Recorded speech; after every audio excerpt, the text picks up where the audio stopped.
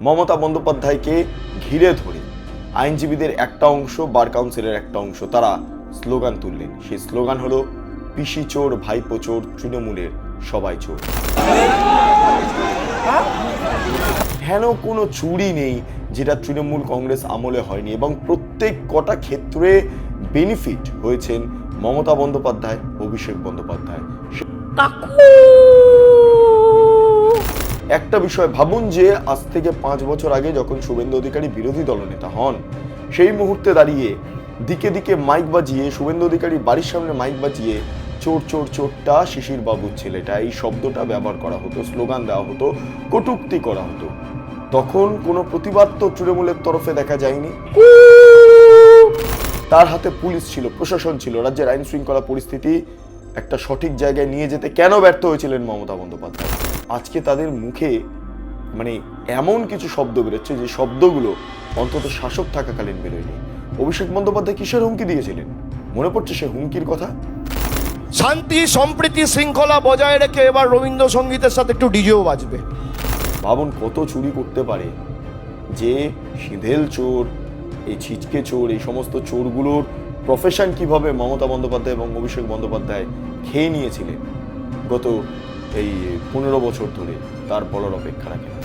আপনাকে ঠিক মানাচ্ছে না, কারণ আপনি যেখানেই যাবেন, যেই পোশাকেই যাবেন, আপনাকে এটাই শুনতে হবে, চোর চোর চোর।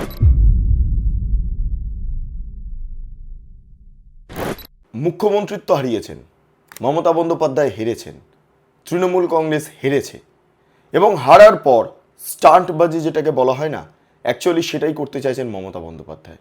সেই কারণের জন্য একদম আইনজীবী ড্রেসে পৌঁছে গেলেন হাইকোর্টে, কিন্তু হাইকোর্টে পৌঁছেও রেহাই মিলল না। কেন জানেন? কারণ তার কর্মফল তাকে ভোগ করতে হচ্ছে। মমতা বন্দ্যোপাধ্যায়কে ঘিরে ধরে আইনজীবীদের একটা অংশ, বার কাউন্সিলের একটা অংশ, তারা স্লোগান তুললেন। সেই স্লোগান হলো পিসি চোর, ভাইপো চোর, তৃণমূলের সবাই চোর।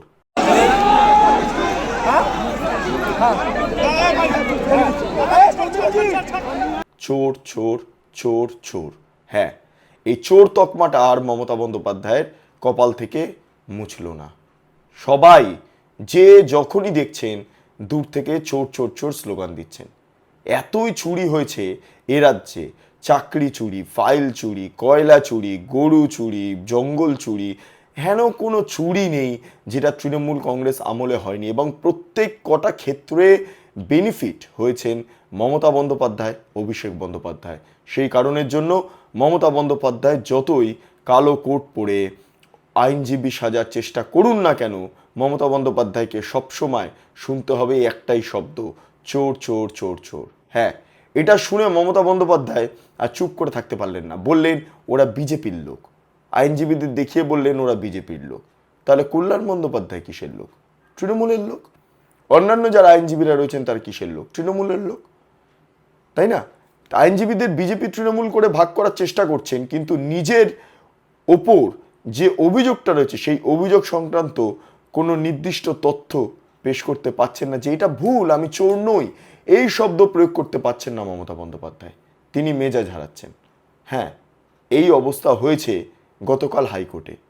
হাইকোর্টে অনেক কিছু হয়েছে, পোস্টপোল ভায়োলেন্স নিয়ে ইত্যাদি ইত্যাদি বিষয়কে কেন্দ্র করে মমতা বন্দ্যোপাধ্যায় কোর্টে গেলেন, কথা বললেন, সওয়াল জবাব হলো, ইত্যাদি ইত্যাদি সব শুনলাম আমরা।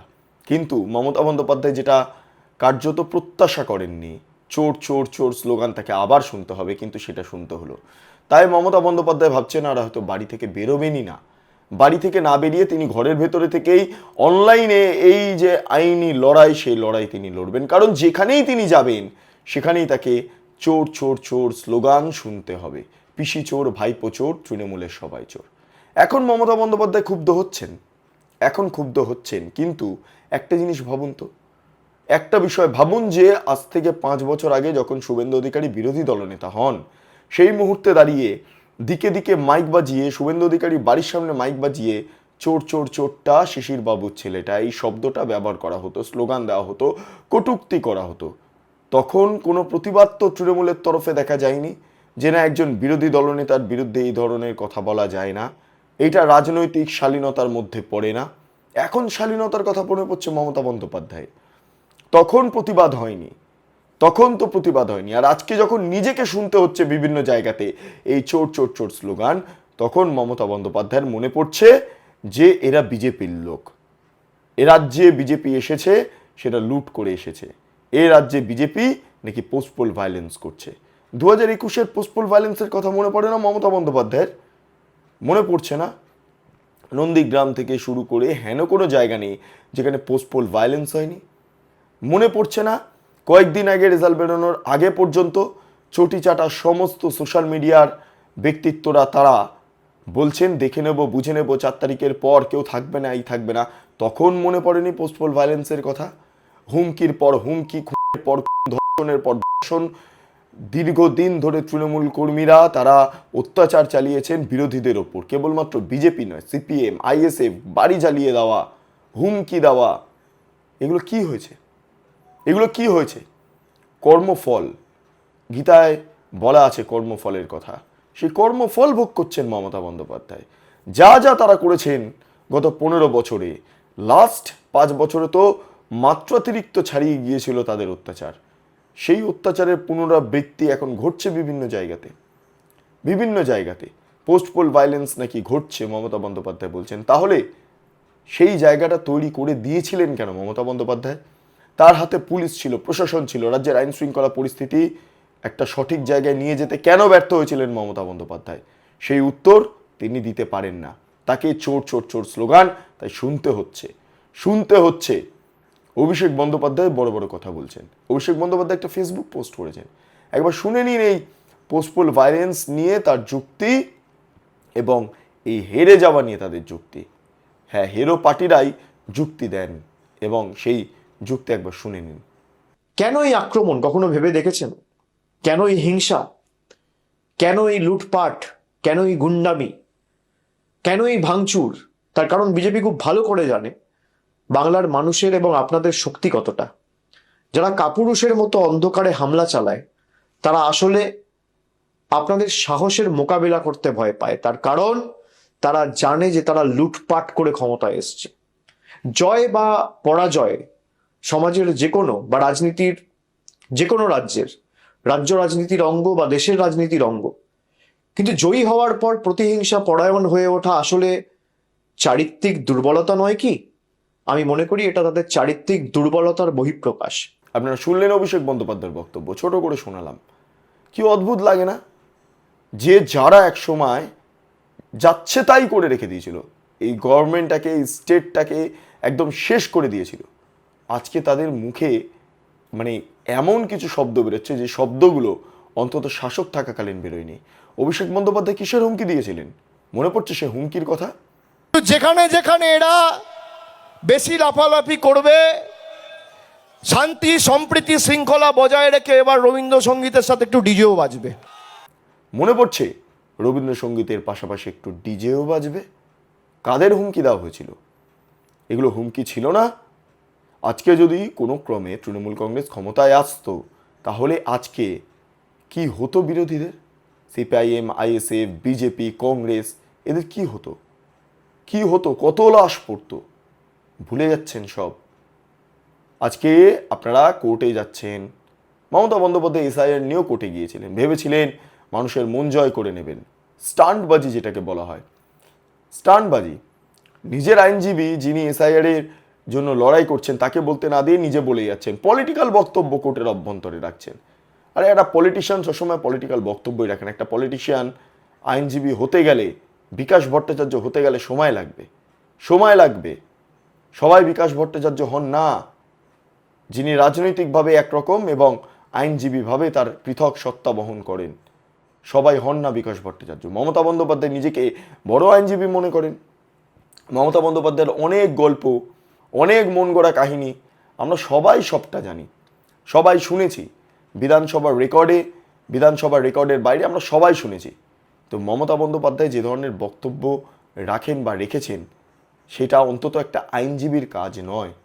একটা আইনজীবী এইভাবে বলতে পারেন না, সেটা সুপ্রিম কোর্ট হোক, হাইকোর্টের অভ্যন্তরে হোক। আর সেই কারণের জন্যই মমতা বন্দ্যোপাধ্যায় চাইছেন পুরনো পেশায় ফিরতে, কিন্তু আদতেও তা নয়। হ্যাঁ, আজকে মমতা বন্দ্যোপাধ্যায়কে দেখা গেল, আবার কালকেও দেখা যাবে, আবার কোর্টে, আবার কোনো একটা কোর্টে দেখা যাবে মমতা বন্দ্যোপাধ্যায়কে আইনজীবী হিসাবে মাঝে মধ্যেই এবার আপনারা দেখবেন। এগুলো স্টান্টবাজির খেলা। আমার মনে হয় পুরনো প্রফেশনে কতটা তিনি আইনি লড়াই লড়েছেন তা জানা নেই রাজ্যবাসীর, কারণ এখন রাজ্যবাসী নতুন করে তাকে একদম আইনজীবীর পোশাকে দেখছেন, মাঝে মধ্যে কোর্টে হাজিরা দিতে দেখছেন। কিন্তু একটা বিষয় স্পষ্ট, মমতা বন্দ্যোপাধ্যায় চাইছেন এবার এই আইনজীবী সত্তাটাকে নিজে কাজে লাগিয়ে অন্তত পুরনো প্রফেশনে যদি প্রবেশ করা যায়, ঢোকা যায়, পলিটিক্যাল স্টান্টবাজি করা যায়, এছাড়া আর কোনো কাজ নয়। মমতা বন্দ্যোপাধ্যায় যা করতে চাইছেন আপাতত প্রত্যেক কটায় ফেল হচ্ছেন, কোট আনকোট ফেল হচ্ছেন। তার আর ক্ষমতা নেই, তার আর রাজনৈতিকভাবে লড়াই করার ক্ষমতা নেই, কারণ তিনি মেজাজ হারিয়ে ফেলছেন, কারণ তিনি আর শুনতে পাচ্ছেন না যে চোর চোর চোর এই শব্দটা। একটা সিনেমাতে মানে অনেক কিছু আমরা গল্প বা স্ক্রিপ্ট দেখেছি না, যে মাথার ওপর একদম ট্যাটু করে লিখে দেওয়া যে তেরা বাপ চোর। হে মমতা বন্দ্যোপাধ্যায় এবার যেখানেই যাচ্ছেন সেখানে এই শব্দটা শুনে তার মস্তিষ্কে ওই ডায়লগটার কথা মনে পড়ছে, ওই ডায়লগটার, যে আমাকে চোর বলে স্লোগান দেওয়া হচ্ছে।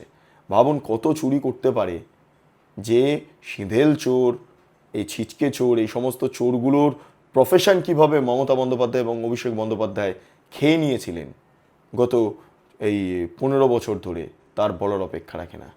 যাই হোক, দেখা যাক এবার মমতা বন্দ্যোপাধ্যায়ের ভবিষ্যৎ কী হয়। তবে আইনজীবী হিসাবে ঠিক মানাচ্ছে না।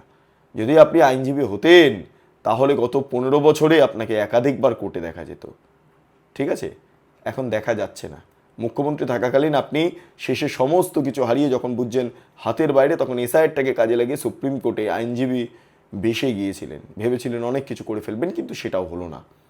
এটাও হবে কিনা জানা নেই, কিন্তু আপনাকে ঠিক মানাচ্ছে না। কারণ আপনি যেখানেই যাবেন, যেই পোশাকেই যাবেন, আপনাকে এটাই শুনতে হবে, চোর চোর চোর চোর। কারণ মানুষের চাকরি থেকে শুরু করে জীবন সমস্তটাই শেষ করে দিয়েছেন।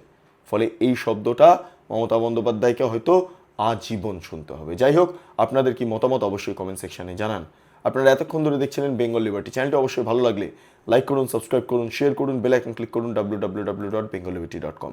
সেখানে ক্লিক করুন, সমস্ত খবর আপনাদের জন্য সাজানো রয়েছে। স্বাধীন, কাঁচিন এবং গেরিলা সাংবাদিকতার পাশে দাঁড়ান। অসংখ্য ধন্যবাদ।